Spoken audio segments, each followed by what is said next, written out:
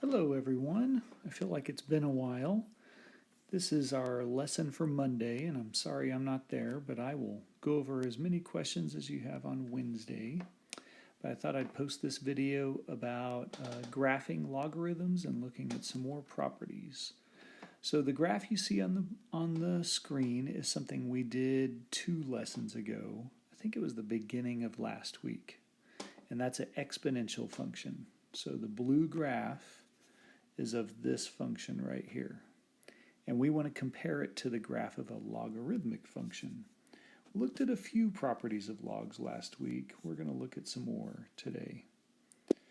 So when we plug in some different numbers into this function, we have, let's try -2 first, and then -1.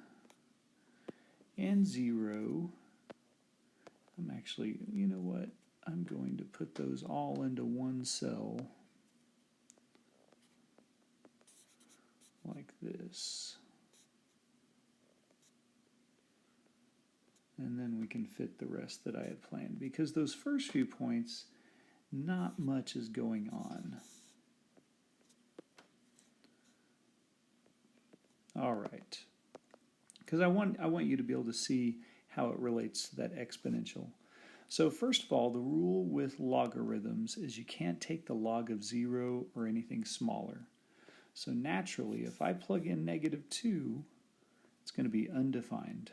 And I use that symbol for undefined. So you make a circle with a slash through it.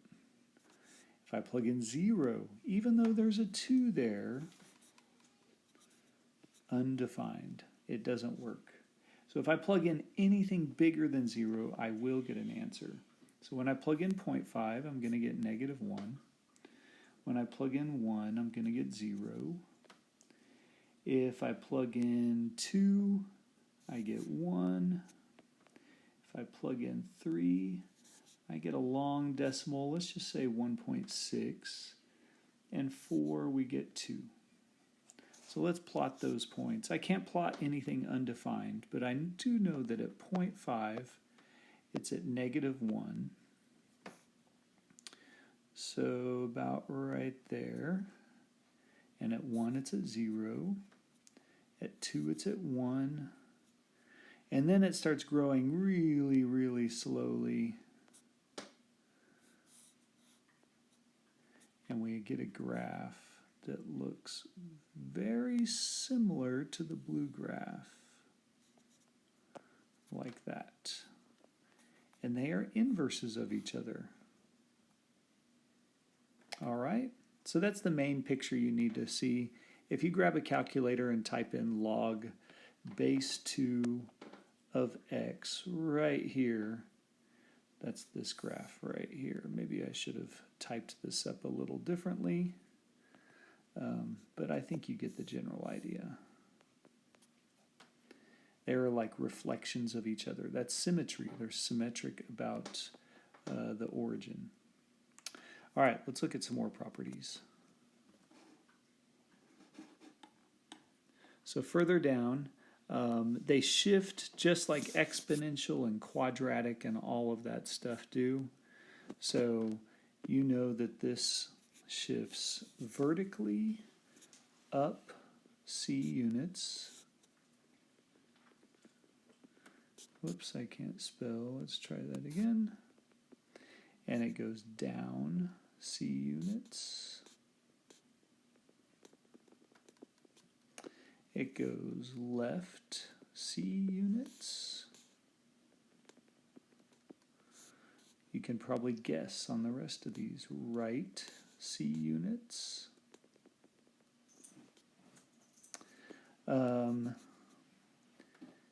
Flips down.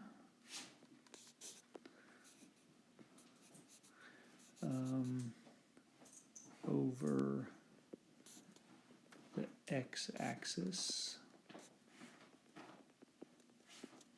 If you hear sounds in the background, I'm at home and my dog, one of them, is making a little bed for himself. Anyone have a dog like that? He just keeps turning and turning, trying to get the blanket just right. And then sometimes it's funny, he gives up and he just walks away. All right, so we know we have symmetry about the x and over the y. And then if we have a number in front, it causes it to stretch or shrink. So if c is larger than 1, it stretches, it climbs faster.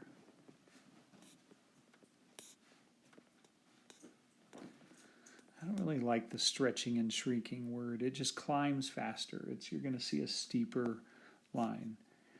If it's between 0 and 1, some small fraction, it climbs slower. Or you can say it shrinks. And then the nice thing is you can type all these in and check them out. See what kind of effect it has on the original graph that you're comparing it to. So just like I said, you could type in, if you wanted, log base 4 of x and compare it to log base 4 x minus 3. All right, so I think you already know what happens. Moves 3 units. Whoops, I wrote that funny there, didn't I? Left.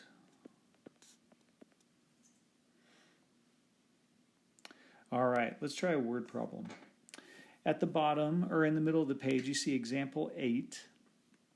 And first of all, they could skip writing the base. So remember, this is your base, this tiny little b up here, or this tiny 4, that's the base. If that you don't see that number typed there, it's called a common log, and it's understood that there's a 10 there. So if you look at number 8, see in the middle where it says 48.8 log x, they're saying there's really a 10 right there. And that was the trick to the bonus on last week's quiz. I didn't expect you to know it, but I put it on the quiz, just curious if anyone knew it. But this problem is actually pretty easy. X represents the boy's age that we're referring to, and the result, f of x, represents how tall the boy is in comparison to his full height, his adult height.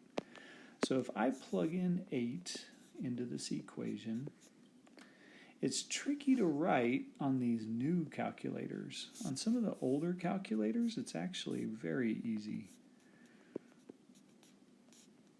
So on your calculator, if you're using one of the Inspires in the room, you have to type in a log base 10, even though that's not typed up there, because there's nothing typed, so it's understood that there's a 10. And then of 8, because we're looking at an 8-year-old, and then plus 1. All right, that plus 1 is outside of the log. So if there are parentheses there, this should stand alone as its own thing. And you should end up with an answer of 74.07. And that's a percent. The percent of his adult life. Or life, height. Of adult height. I need to bring this stylus up to school. It's writing really well compared to the one I use up at school. All right, some other properties of logs, and then we'll briefly talk about natural logs.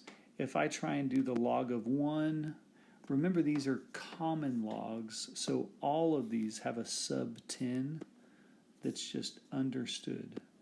And once I write all those 10s in there, hopefully you know all the answers because we basically covered it last week. So if I have log base 10 and I get 1, that means that was to the 0 power. This means to the 1 power. This is to the x. and this one is also to the x. We went over all of that last week. You can rewrite all of those as exponential, or you can rewrite this one as logarithmic. That'd be log 10 of x equals log 10x. Really confusing. Just memorize that those 10s cancel each other out. But also know that on those first two problems, you can type those in. All right, we got another tricky situation with natural logs. So natural logs follow the same property as logarithms in that you can't take a natural log of 0 or anything smaller. By the way, if you ever, I already talked about this last week, but if you ever have log of e, that is equivalent to the natural log. So if you ever see this typed, that is the same thing as pressing the natural log button on your calculator of x. Same exact thing. Okay, so back to this. I can't take the natural log or log of a 0, and we want to know the domain, so that means anything 0 or smaller is undefined. So this is actually really simple. You just set 3 minus x as greater than 0, and you solve. So let's add x to the other side, and that's the domain. Any x smaller than 3 will be undefined. The same idea applies on part B, except that square is kind of confusing to just prove algebraically. You have to more think through it. I mean, yes, you could square both sides, or sorry, square root both sides, and you still get this, but that doesn't really take into account both sides. So if you square root both sides, you have to take into account positive and negatives. So that would then be this. Whenever you square root both sides. And then you have your, whoops, I skipped a step. Then you have your algebraic proof, but it's just very confusing to show. So instead of looking at the algebra, just look at the original. What number can I not plug in? I can't plug in a 3. If I plug in a 3, I'll get 0. If I plug in a negative, it's going to get squared and become positive. If I plug in a positive, something bigger than 3, it's going to get squared and still be positive. So the only thing you cannot plug in is 3. That one's very confusing. All right, last little bit, and you can probably guess at the answers here. If I take the natural log of 1, you could type that in, you get 0. If I take the natural log of e, it's like the natural log and e cancel each other out and you're left with just 1. Same with on the next one, the natural log and e cancel out and you're left with just x. And same with the next one, you're left with just x. Just remember, natural log and e, they kind of cancel each other out. It's not necessarily what happens, but yet mathematically, you kind of see the correct result. All right, I'll see y'all on Wednesday. Bye.